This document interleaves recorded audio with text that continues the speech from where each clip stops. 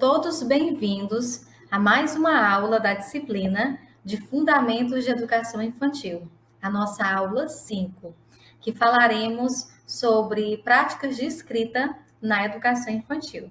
Então, para entendermos sobre as práticas de escrita, para entendermos como devemos planejar as práticas de escrita que serão desenvolvidas nas turmas de educação infantil, ou nas turmas do ciclo de alfabetização, né, para que essas práticas de escrita sejam planejadas com intencionalidade pedagógica, nós precisamos entender, né, sobre dois pontos importantes. Precisamos compreender duas temáticas importantes que estão ligadas às práticas de escrita, né, tanto nas turmas de educação infantil, como também na perspectiva de trabalhar essas práticas no ciclo de alfabetização.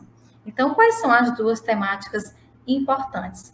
Primeira, conhecer sobre as 10 propriedades do sistema de escrita alfabética. E segundo, entender sobre a psicogênese da língua escrita. Então, a nossa aula 5 vai discorrer, vai abordar sobre estas duas temáticas importantes e que estão intimamente ligadas com as práticas de escrita, certo? Então, vamos para os objetivos da nossa aula. Primeiro objetivo, conhecer as 10 propriedades do sistema de escrita alfabética que o aprendiz precisa reconstruir para se tornar alfabetizado. E segundo objetivo, compreender sobre as etapas da psicogênese da língua escrita até chegar ao processo de alfabetização.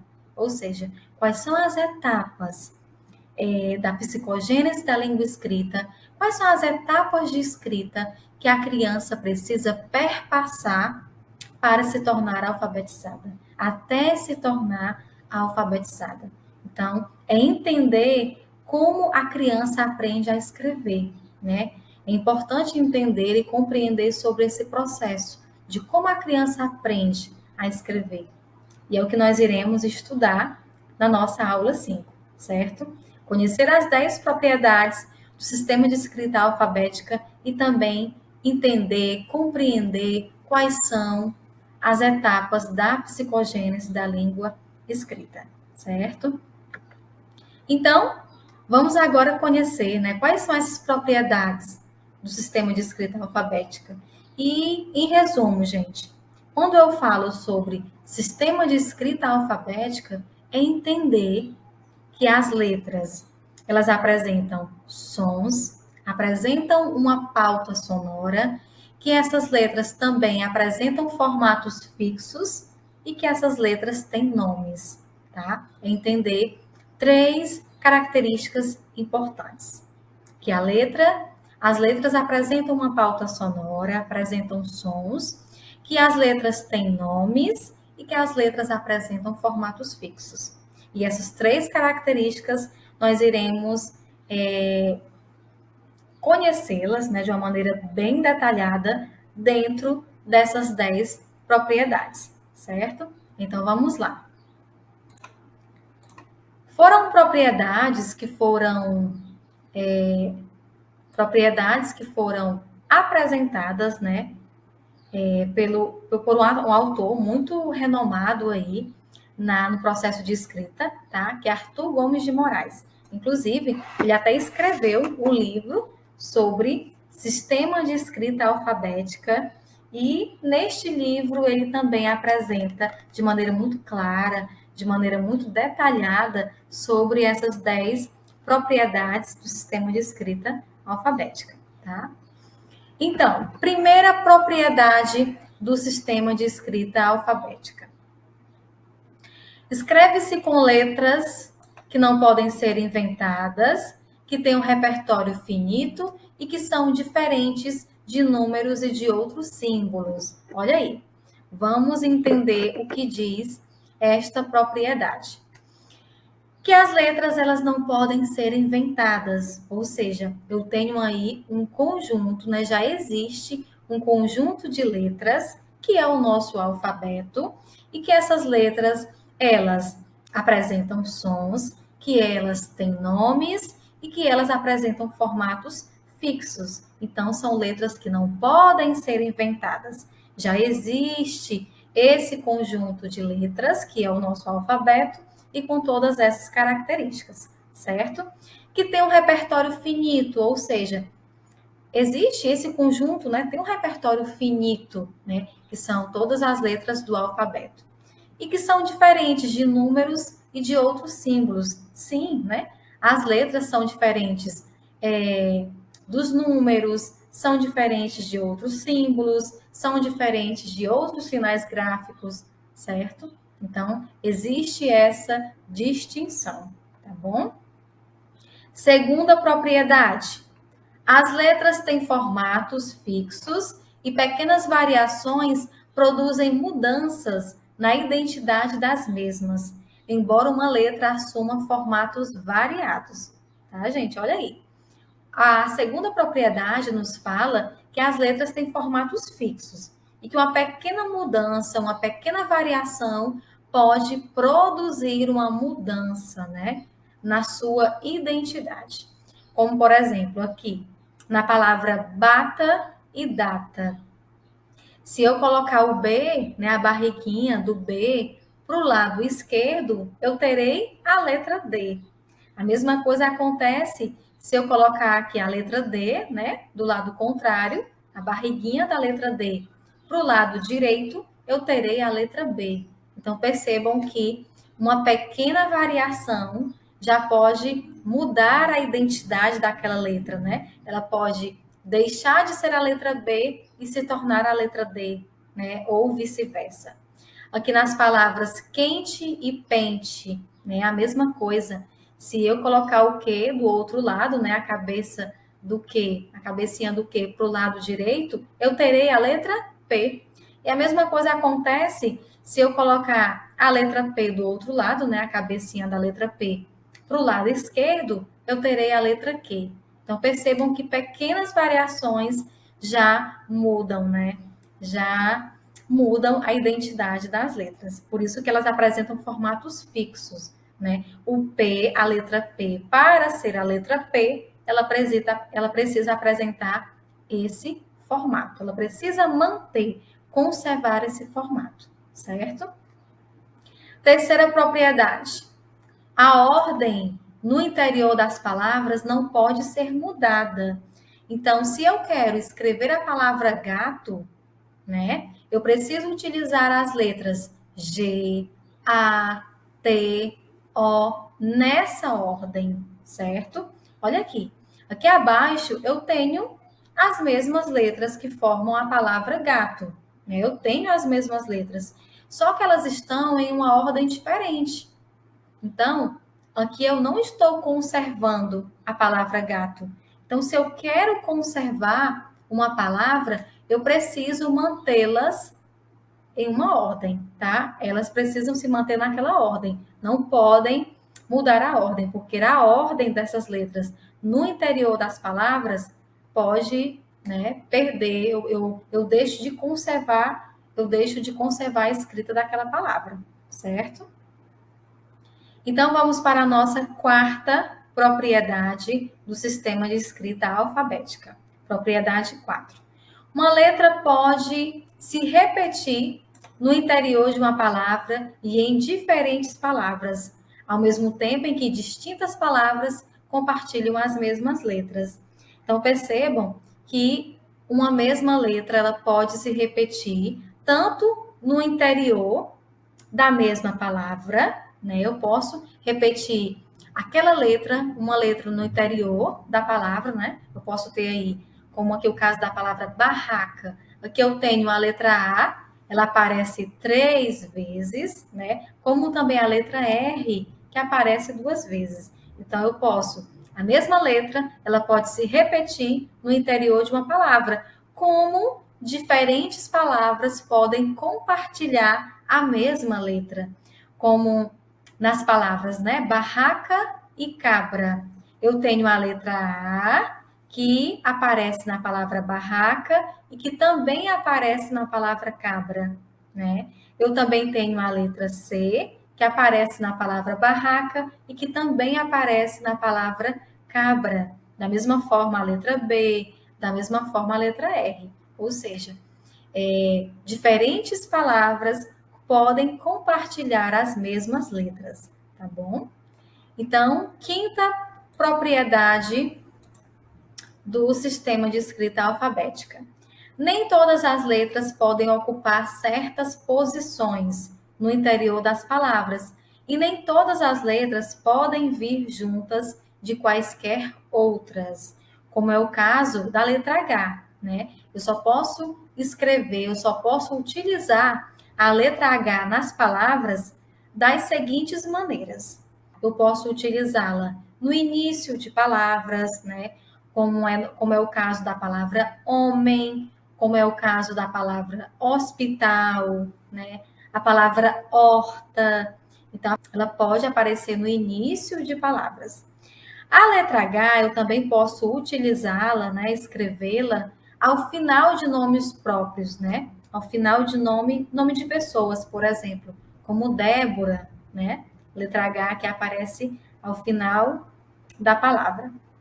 E eu posso também utilizar a letra H acompanhada das letras C, N e L, né? Por exemplo, na palavra cachorro, né? Eu tenho aí o C e o H, as letras juntas. Na palavra carinho, eu tenho aí as letras N e H juntas, né? No nho, carinho.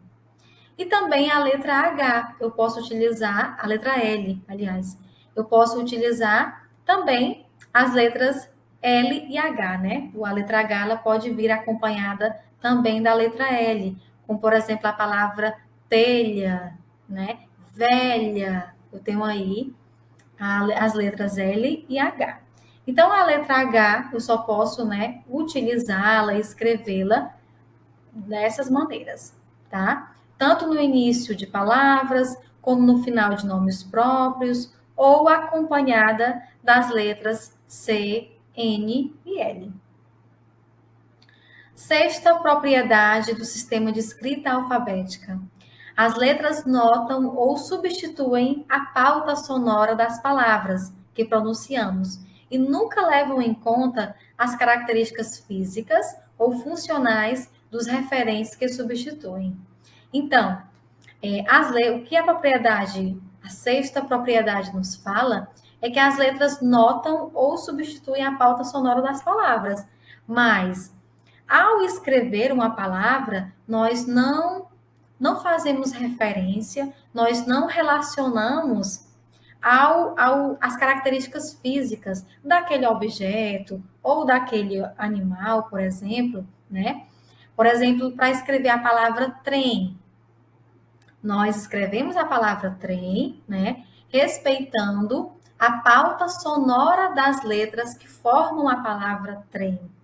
Nós não fazemos relação com as características físicas do trem. Ou seja, a palavra trem, ela não faz, é uma palavra pequena, né? Se a gente fosse fazer relação com as características físicas do trem, a palavra trem seria uma palavra grande, né? Porque o trem, né, é um meio de transporte bem extenso, grande. Que é o chamado realismo nominal. As crianças que estão aí no nível pré-silábico de escrita, que nós veremos daqui a pouco, sobre as hipóteses de escrita, a criança que está no nível pré-silábico, ela, em alguns momentos, ela escreve, né, fazendo aí relação com o realismo nominal, apresentando esse conceito. Ou seja, ela escreve palavras fazendo relação com as características daquelas coisas, ou dos objetos, ou dos animais. Eu já vi, por exemplo, a criança escrever a palavra formiga, né, com pouquíssimas letras, com 2 letras, pelo fato da formiga ser pequena. Como eu também já vi a criança escrever a palavra boi com muitas letras, pelo fato, né, do boi ser um animal grande, né, ser um animal grande. Então, aí é o chamado realismo nominal. É escrever utilizando, né, fazendo relação com as características físicas ou funcionais, né, propriedade do sistema de escrita alfabética. As letras notam segmentos sonoros menores que as sílabas orais que pronunciamos. Então, vejamos o exemplo. Eu tenho aqui as palavras pato, prato e parto, né? O que essas palavras apresentam em comum? Elas apresentam a mesma quantidade de sílabas, né? Todas estas palavras apresentam 2 sílabas. Só que na palavra pato, eu tenho 2 sílabas e 4 letras. Nas palavras prato e parto, eu tenho também 2 sílabas, mas eu tenho 5 letras, tanto na palavra prato como na palavra parto, né? Então, o que eu quero dizer com isso? Por mais que essas palavras apresentem, né, o que elas apresentam em comum é a mesma quantidade de sílabas, mas o que difere a palavra pato das palavras prato e parto é a quantidade de letras. Isso acontece porque as letras notam segmentos sonoros, tá? Então, assim, na palavra pato, aqui na primeira sílaba, na sílaba pá, eu tenho 2 letras, né? E cada letra apresenta um som. Como já nos fala, né, a consciência fonêmica, que é uma habilidade da consciência fonológica, quando ela diz que as letras têm sons e que esses sons podem ser representados por meio das letras. Então, aqui, na primeira sílaba da palavra pato, né, na sílaba pá, eu tenho o som, eu tenho uma letra, tem a letra P, que o seu som é P, né, P, e eu tenho a letra A. Já na palavra prato, né, eu tenho aqui 3 letras e eu tenho também 3 sons, né, 3 segmentos sonoros, o P, né, P, o R e o A, certo? Então percebam que por mais que as palavras apresentem a mesma quantidade de sílabas, né, mas elas podem né, se diferenciarem quanto ao número de letras, né, e quanto aos segmentos sonoros também, tá bom? Então, 8ª propriedade do sistema de escrita alfabética. As letras têm valores sonoros fixos, apesar de muitas terem mais de um valor sonoro e certos sons poderem ser notados com mais de uma letra. Então, vejamos os nossos exemplos. Aqui, janela e cama. Percebam que na palavra janela, né, na sílaba já, eu tenho o som da letra A mais evidente, né, mais claro, mais nítido. Enquanto que na sílaba K, né, da palavra cama, eu tenho o som K, cama. Eu tenho o som mais evidente aqui na letra C, tá? Então, a sílaba é K, então o som mais evidente. O som da letra C, K. E o som da letra A é a mesma coisa que o seu nome, né? A. Também o som da letra A é A. Mas o som mais evidente que eu tenho aqui nesta sílaba não é o som da letra A, é o som da letra C. Então, por mais que a letra A esteja aqui na mesma posição, ela tá? Na palavra janela, eu tenho a letra A na primeira sílaba, acompanhada apenas de uma consoante. E na palavra cama, eu também tenho a letra A na primeira sílaba, também acompanhada de uma consoante. Mas aí eu percebo que em diferentes palavras, né? Uma mesma letra, ela pode ter o seu som mais forte, né?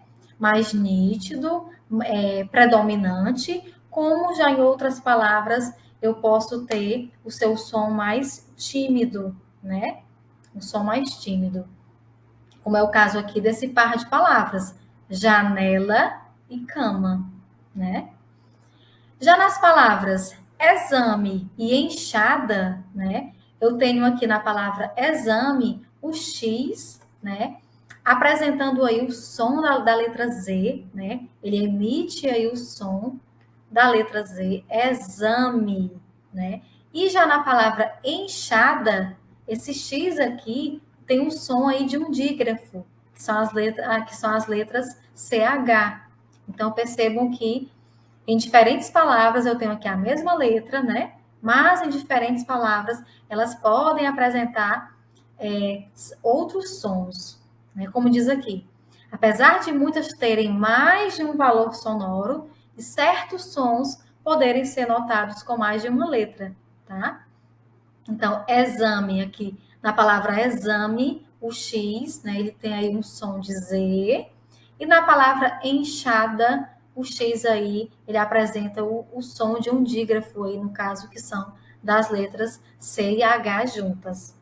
Já nas palavras passado e adoçado, né, aqui no som do sa de passado e no som de sa de adoçado, eu tenho o mesmo som, por mais que sejam letras diferentes. Eu tenho em passado, no sa eu tenho dois S's, e na palavra adoçado, no sa eu tenho cedilha, mas apresentam o mesmo som. Já na palavra chaleira e xadrez, né? Na palavra chaleira, eu tenho o CH, que também apresenta aí um som de X, e na palavra xadrez, eu tenho um X, que também eu posso, né? Na questão sonora aí, levando para a pauta sonora, para a questão da fonetização, a letra X, ela também ela pode ser representada, o seu som, tá, gente? O seu som pode ser representado pelas letras CH, né? Então, chaleira e xadrez apresentam aí o chá, né? O mesmo som.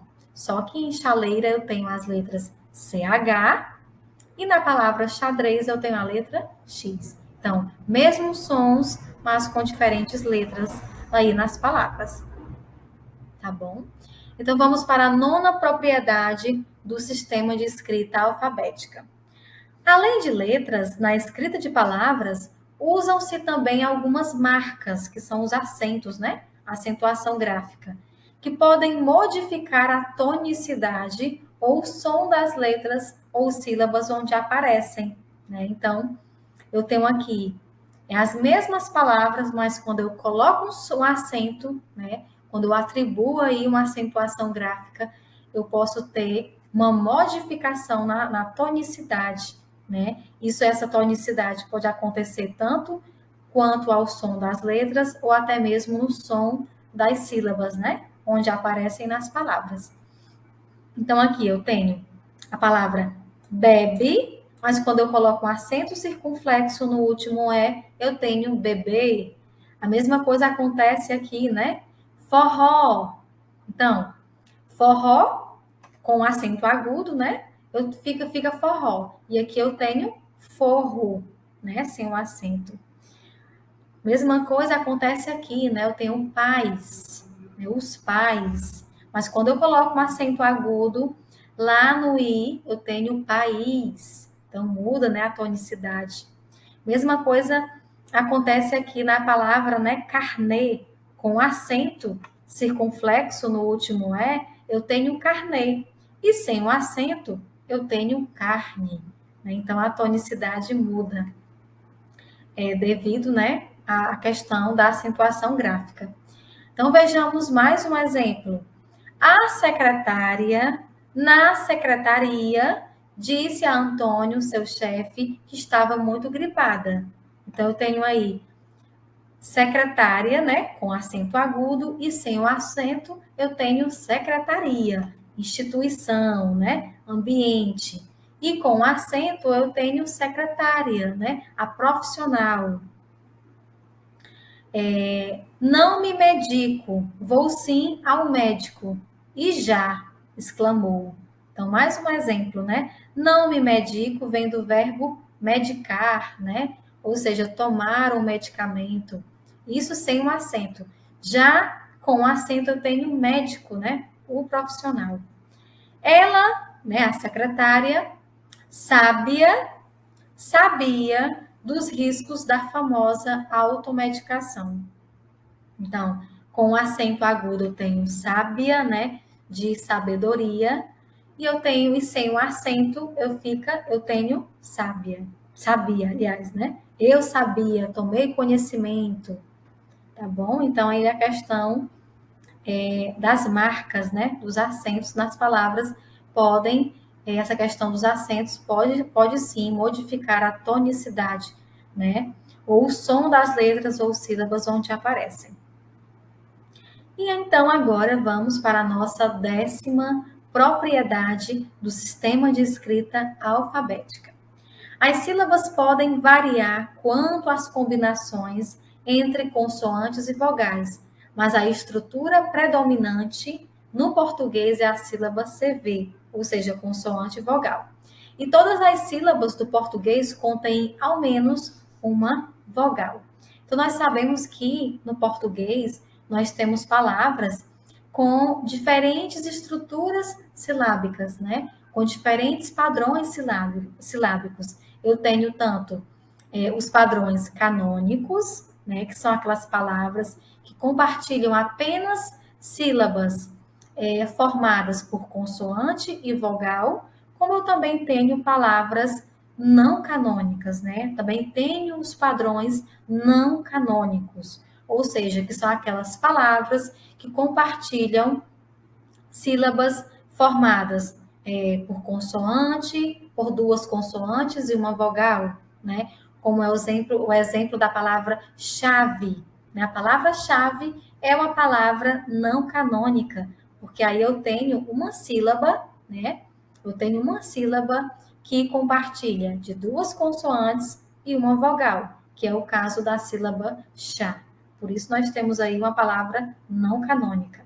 Já as palavras canônicas, né, como eu já falei, elas compartilham de sílabas formadas apenas por consoantes e vogais, como por exemplo a palavra mala, né? Na palavra mala eu tenho aí duas sílabas e cada uma delas são formadas apenas por consoante e vogal. E uma outra informação que essa propriedade nos fala, né, nos traz, é que todas as palavras, né, todas as sílabas, elas precisam ter, no mínimo, uma vogal, né? Nós ainda não vimos no nosso português nenhuma palavra, né, nenhuma sílaba que contenha, no mínimo, uma vogal, ou seja, toda sílaba tem que ter, no mínimo, uma vogal, certo? E aí vamos conhecer, né, alguns, como eu falei, né, nós temos palavras com diferentes estruturas silábicas, né? Temos palavras nos padrões canônicos e palavras nos padrões não canônicos, né? Então eu tenho aqui a palavra cavalo, é uma palavra canônica, né? Eu só tenho sílabas formadas por consoante e vogal, consoante e vogal. E eu tenho aqui outra palavra, né? Que é a palavra gralha, né? A estrutura silábica dessa palavra, né? Ela apresenta uma estrutura silábica CCV e é uma palavra não canônica, porque eu tenho aqui sílabas compostas por consoante, por duas consoantes e uma vogal, como é o caso da sílaba gra, né? Eu tenho aqui duas consoantes e uma vogal. Por isso que essa palavra, né, ela já é considerada uma palavra no padrão não canônico, tá? E aí nós temos, né, diferentes estruturas silábicas, né, diferentes padrões silábicos. Então, concluímos, né, o nosso estudo acerca das 10 propriedades do sistema de escrita alfabética. E agora, nós iremos estudar sobre as hipóteses da psicogênese da língua escrita. Ou seja, eu preciso entender o processo pelo qual a criança perpassa para aprender a escrever. Eu preciso entender como a criança aprende a escrever. E a psicogênese da língua escrita, né, foi uma pesquisa desenvolvida pelas autoras Emília Ferreiro e Ana Teberoski, tá? Elas realizaram uma pesquisa, um estudo sobre de que forma as crianças aprendem a escrever. E elas denominaram, né, intitularam essa pesquisa, esse estudo, como sendo a psicogênese da língua escrita.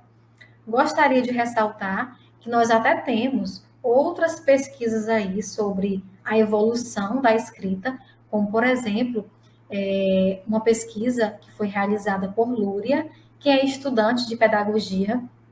Com certeza já ouviu muito falar, né, sobre Lúria, mas a Lúria, né, quando ele pesquisou sobre a evolução da escrita, ele pesquisou mais, né, o foco da sua pesquisa, do seu estudo, se voltou mais para a escrita inicial, né, como acontece esse processo inicial da escrita.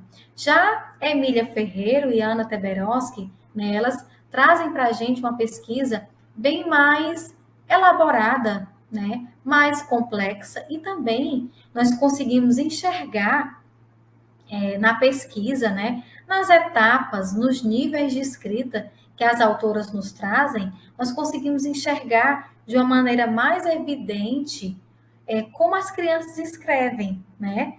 Acompanhando a escrita, a evolução da escrita das crianças no dia a dia, nós conseguimos enxergar todo esse processo de como as crianças aprendem a escrever, nós conseguimos enxergar de uma maneira mais evidente, mais clara, aí dentro das hipóteses da psicogênese da língua escrita, né, que é uma pesquisa, um estudo trazido, né, por Emília Ferreiro e Ana Teberoski.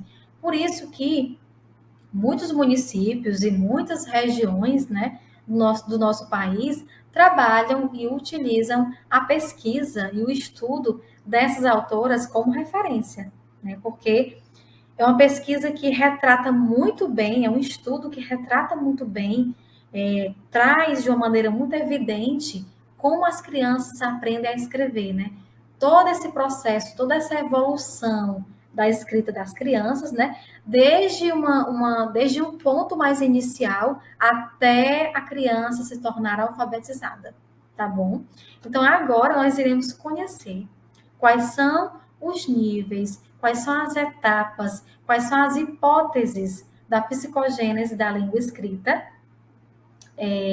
que Emília Ferreiro, né, que Ana Teberoski nos traz, e dessa forma nós iremos compreender e entender melhor como as crianças aprendem a escrever, certo? Já que a nossa aula, né, fala sobre práticas de escrita. E essa observação, esse acompanhamento sobre essa compreensão acerca de como a criança aprende a escrever, ela deve acontecer desde a educação infantil, tá, gente? E ela se estende aí até o final do ciclo de alfabetização. Então, vamos para a primeira hipótese de escrita, né? A hipótese pré-silábica. O que nos fala a hipótese pré-silábica? É quando a criança já conhece algumas letras, mas as usa de forma a revelar que ainda não associa a fala à escrita. Ou seja, na hipótese pré-silábica de escrita, a criança, ao escrever, ao utilizar letras, ela não relaciona a escrita à palavra que foi ditada, né? Ou seja, ela não utiliza letras, ela não escreve fazendo relação com aquela palavra que foi ditada para ela, né? Como, por exemplo, aqui a palavra que foi ditada foi a palavra peteca, né? Então, percebam que aqui, né, que a escrita é um exemplo, a escrita de uma criança, e a criança que está no nível, está na hipótese pré-silábica, né? Como ela não faz, né, ao escrever, ela não faz relação, ela não utiliza letras fazendo relação com a palavra ditada. Então, ela costuma utilizar, né, em alguns momentos, ela utiliza muito as letras do seu nome para escrever, porque são as letras que ela tem mais contato, certo? Então, aí são, né, características de uma criança que está na hipótese pré-silábica. Vejam aqui que a criança colocou várias letras, né, mas ela não fez relação, né, aqui. Ela utilizou letras e a gente percebe que ela não fez relação alguma com a palavra, né, ditada, que aqui no caso é a palavra peteca. E ainda, na hipótese pré-silábica, eu tenho o nível 1 e o nível 2, tá? No nível 1 da hipótese pré-silábica, a criança ainda utiliza desenhos, ela ainda não difere, né? O desenho da escrita. Ela ainda utiliza desenhos na tentativa de representar, de fazer uma representação por meio da escrita. Ela utiliza desenhos, ela pode utilizar rabiscos, ela pode utilizar garatujas, né? E ela ainda não difere. No nível 1 da hipótese pré-silábica, a criança ainda não difere desenho de escrita, ela ainda não difere letras de outros sinais gráficos, ela não difere letras de números, ela não difere letras de outros sinais gráficos, tá? Ela ainda não consegue fazer essa distinção. Já no nível 2 da hipótese pré-silábica, a criança já utiliza de uma maneira predominante, né, as letras, somente letras, né, para escrever. Ela já utiliza somente letras. Aí no nível 2. Então, aqui, nesse exemplo, né?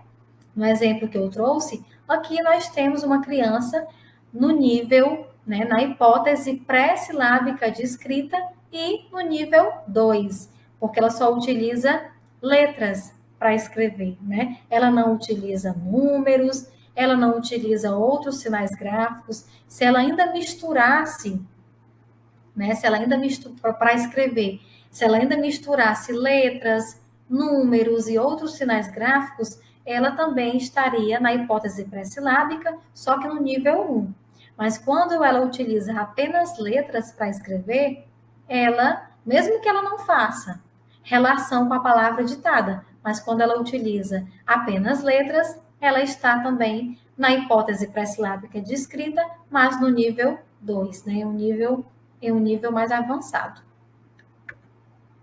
Então, a hipótese silábica sem valor sonoro, né? O que nos fala essa hipótese?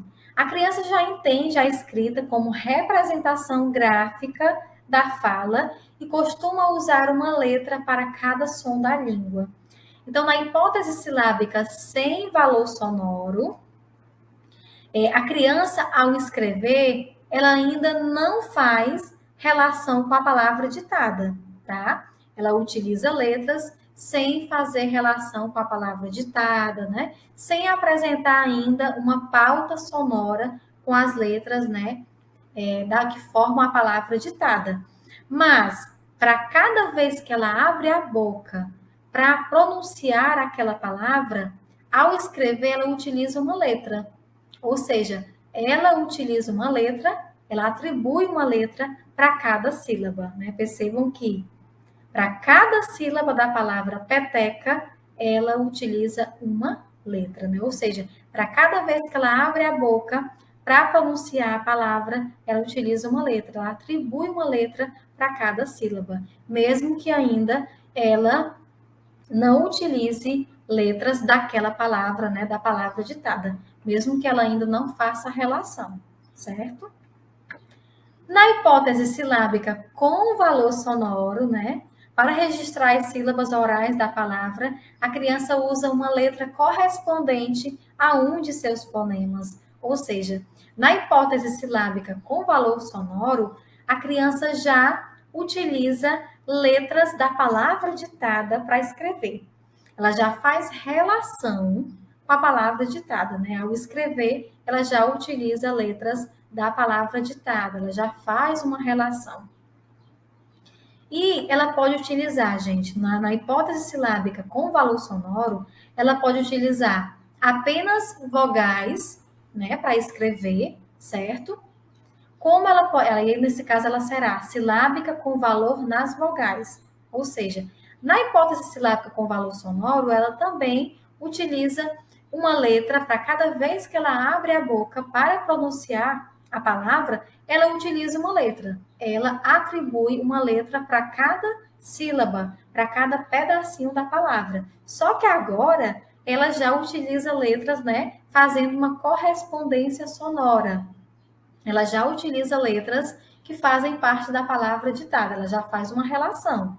Só que nesse momento de utilizar, de escrever, em alguns momentos ela pode apresentar, ela pode utilizar apenas vogais, né? Eu poderia ter aqui só as letras E para a primeira sílaba, a letra E para a segunda sílaba e a letra A para a terceira sílaba. Aí ela seria silábica com valor sonoro nas vogais. Mas eu poderia ter aqui, né? A criança também pode escrever utilizando apenas consoantes. A criança poderia escrever aqui a letra P para a primeira sílaba, a letra T para a segunda sílaba ou a letra C para a terceira sílaba. Ela poderia utilizar apenas consoantes. Aí ela seria também, estaria no nível silábico com valor sonoro, só que com valor sonoro nas consoantes.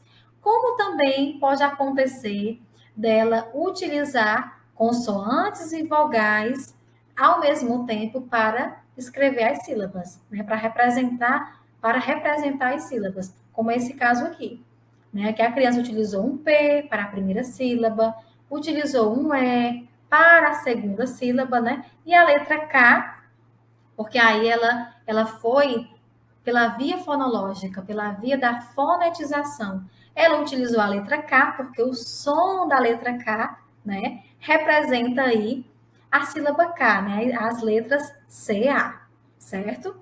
Então, aqui pode acontecer a criança, quando está no nível silábico com valor sonoro, ela pode utilizar também, escrever também consoantes e vogais ao mesmo tempo. Ou ela pode utilizar somente as vogais, né? Ela vai ser silábica com valor nas vogais, ou ela pode também utilizar somente consoantes para representar as sílabas. E aí ela será silábica com valor nas consoantes. Ou ela também pode utilizar vogais e consoantes, né, nas sílabas, para representar as sílabas, tá bom? Como é este exemplo, certo? Então, agora vamos para a próxima hipótese. Hipótese silábica alfabética, tá? É quando a criança começa a perceber que há sílabas formadas por mais de um som e passa a usar mais de uma letra para algumas sílabas orais. Ou seja, na hipótese silábico alfabética, né, da escrita, a criança já entende que a sílaba existe, né? Ela já entende que a sílaba existe, que aquela sílaba é composta por uma consoante, uma vogal, né? Mas no momento que ela for ler, é muito interessante que no momento de uma sondagem de escrita, de um teste de escrita, o professor peça para a criança ler a palavra que ela escreveu apontando. E pode ser que no momento da leitura, né, depois que a criança escrever a palavra, pedir para a criança ler apontando, e pode ser que no momento que a criança esteja lendo, ela perceba a ausência daquela letra, né? Por exemplo, aqui na sílaba pé, ela pode perceber no momento da leitura, ela pode perceber que aqui está faltando uma letra, pé, né? Que está faltando, por exemplo, a letra E. E a criança que no momento da leitura, ela consegue identificar, ela consegue perceber que ali está faltando uma letra, né? Que existe, que ali está faltando uma letra, ela está mais avançada do que aquela criança que lê peteca do jeitinho que está aqui e não percebe e não identifica que aqui está faltando uma letra, por exemplo, na sílaba pé, certo? Mas no nível, na hipótese silábica alfabética da escrita, a criança já entende que a sílaba existe, ela já consegue entender, tá? Então vamos para a próxima hipótese, que é a hipótese alfabética. Na hipótese alfabética, a criança entende que cada letra representa um único som e que cada som é grafado por uma única letra. Então, na hipótese alfabética, a criança já consegue ler apontando corretamente para cada sílaba. Ela já consegue ler silabicamente. Depois que ela escreve a palavra, ela já consegue ler silabicamente, ou seja, apontando corretamente para cada sílaba, né? Para cada pedacinho da palavra. E eu quero fazer uma ressalva, tá, gente? Não é porque a criança já está na hipótese alfabética de escrita que ela não pode cometer nenhum erro ortográfico, né? Que ela não escreva nenhuma palavra errada, né? Ortograficamente falando. Por quê? Porque na hipótese alfabética, né, a criança ela escreve como ela pronuncia. Ela segue a via fonológica, né? A via da fonetização, tá? Por isso que diz que a criança já entende que cada letra representa um único som e que cada som é grafado por uma única letra, tá? Porque a criança ela escreve muito como ela pronuncia. Nesta hipótese, na hipótese alfabética, a criança escreve como ela pronuncia, né? Mas pela via da fonetização. Então, por isso pode acontecer de uma criança, mesmo estando na hipótese alfabética, ela ainda pode acontecer dela escrever uma determinada palavra com um erro ortográfico, né? Porque é aí que você vai passar a trabalhar as questões ortográficas. É aí que você vai investir mais na ortografia, na correção gramatical, na correção ortográfica, né? Trabalhando, por exemplo, a escrita espontânea de palavras, né? Trabalhar a produção do banco de palavras, né?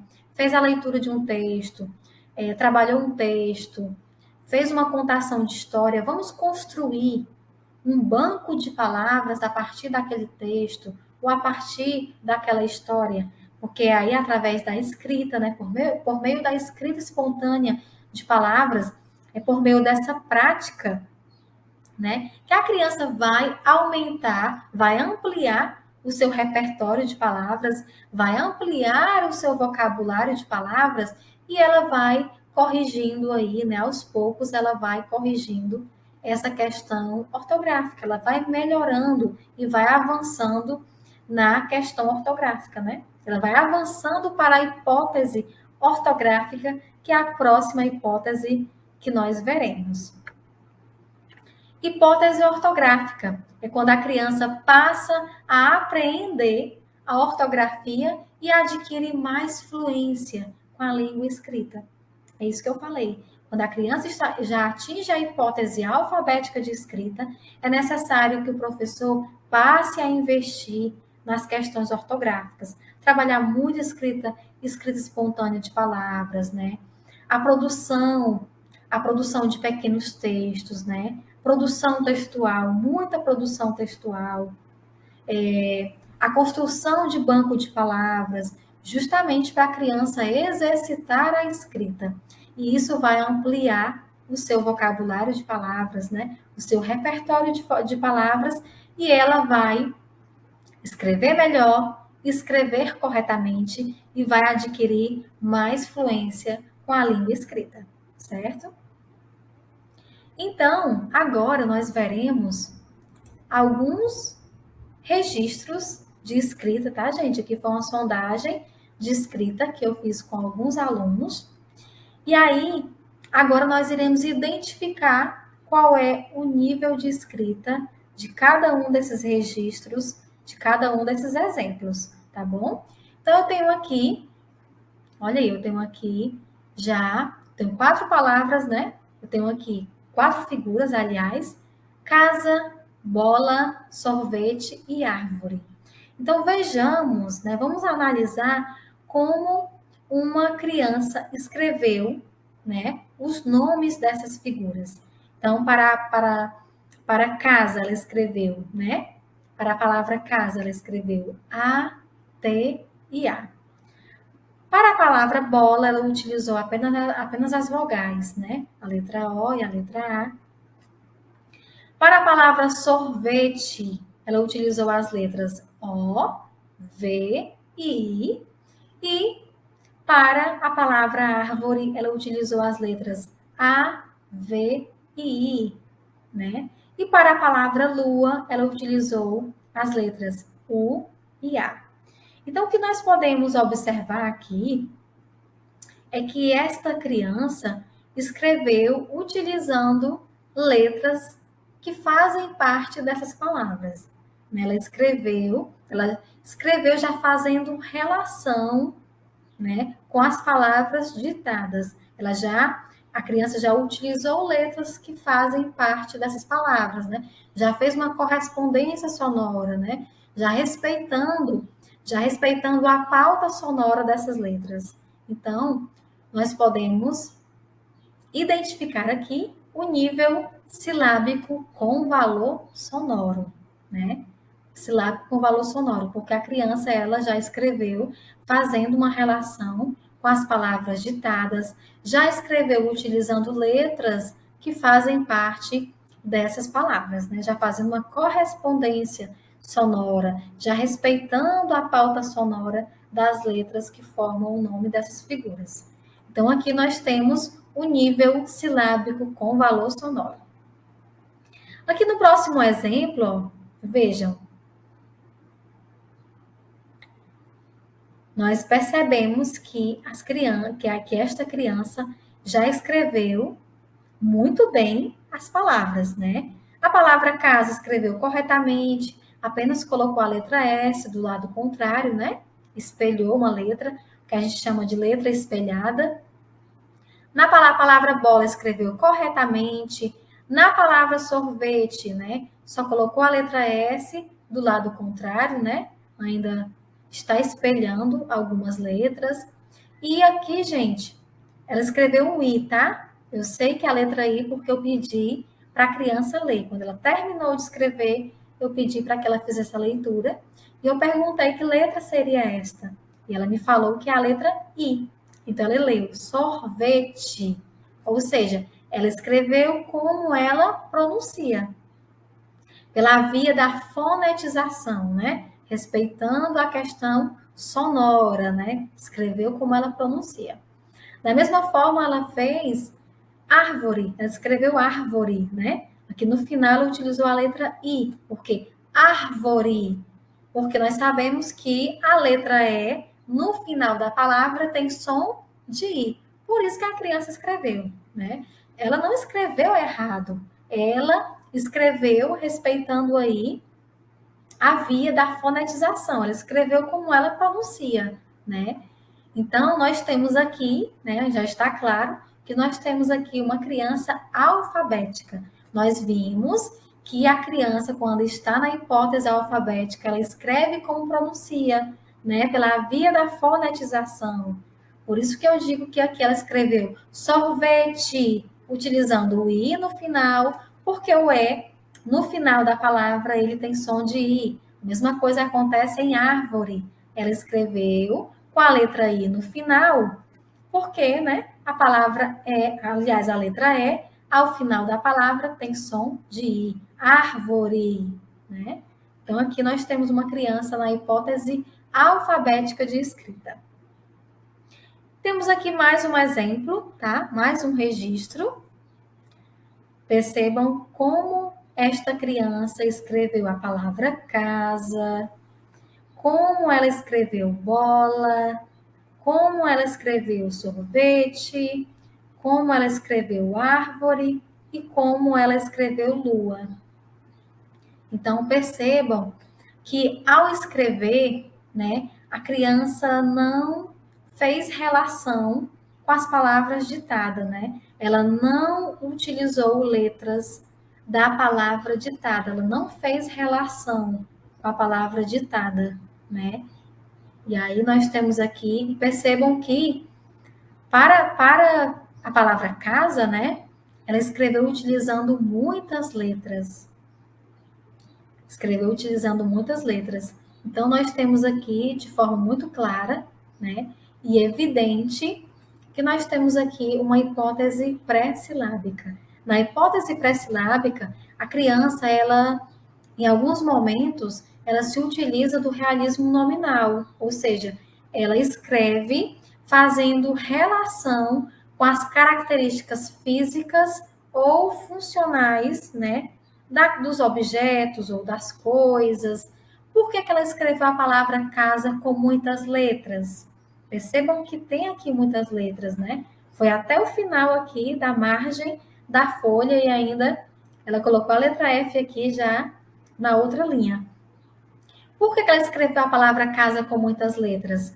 Porque no nível pré-silábico, né, a criança ainda, em alguns momentos, ela escreve fazendo uma relação, né, aí que é o realismo nominal, ou seja, ela escreve de acordo com as características físicas e funcionais. Ou seja, aqui ela utilizou muitas letras para escrever casa, porque a casa é grande, né? Então ela entende. Se a casa é grande, então eu tenho que escrever com muitas letras. Como, né, o exemplo que eu já citei aqui. Já vi crianças escrevendo formiga com 2 letras, só pelo fato dela achar que formiga, por ser pequena, ela tem poucas letras, né? O seu nome, a sua escrita apresenta poucas letras, poucas letras. Como também já vi crianças escrevendo a palavra boi com muitas letras, pelo fato do boi, né, ser grande, certo? É o chamado realismo nominal. Então, aqui nós temos uma hipótese pré-silábica, certo? A criança escreveu não fazendo relação, não utilizando letras da palavra ditada, né? E também, em alguns momentos, a criança que está na hipótese pré-silábica de escrita, ela também pode utilizar as letras do nome dela, né? Com muita frequência, ela pode utilizar as letras do nome dela, porque são as letras que ela tem mais contato. E vejamos o nosso último exemplo. Olha aí, gente, eu tenho aqui mais um exemplo, tá? Vamos observar este exemplo. Qual a hipótese? Qual a hipótese de escrita que eu tenho aqui, né? A criança escreveu a palavra cavalo. Ela utilizou as letras K, V, L e O. Então, aqui eu tenho a hipótese silábica alfabética. Por quê?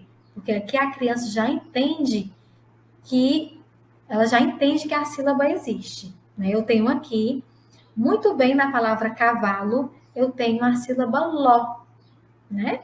Eu tenho a sílaba ló. Então, aqui a criança já entende que a sílaba existe, tá?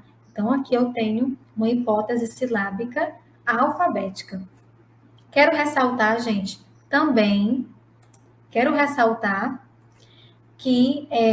aqui é apenas um exemplo, tá? Que eu dei, né, de uma palavra para a gente identificar a hipótese de escrita na perspectiva dessa palavra, né? De como a criança escreveu a palavra cavalo.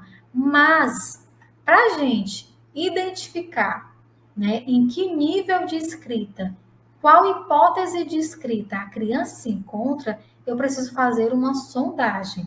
E como deve ser feita? Como deve ser feita uma sondagem de escrita? Eu devo utilizar 4 palavras, eu devo ditar 4 palavras, né? As 4 palavras devem ser palavras de um mesmo campo semântico, ou seja, eu posso utilizar palavras, né? Apenas nomes de animais ou apenas nomes de brinquedos, tá? Ou seja, é interessante que essas 4 palavras sejam de um único, né, de um mesmo campo semântico, tá? E ao final eu utilizo uma frase.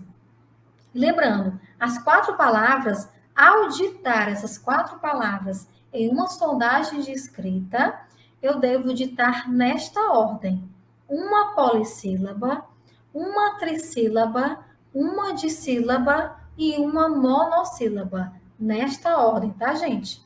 Ditar nesta ordem: polissílaba, trissílaba, dissílaba e monossílaba. E ao final, eu utilizo uma frase. Eu dito uma frase. E esta frase, ela deve conter uma dessas palavras que foi ditada anteriormente, tá bom?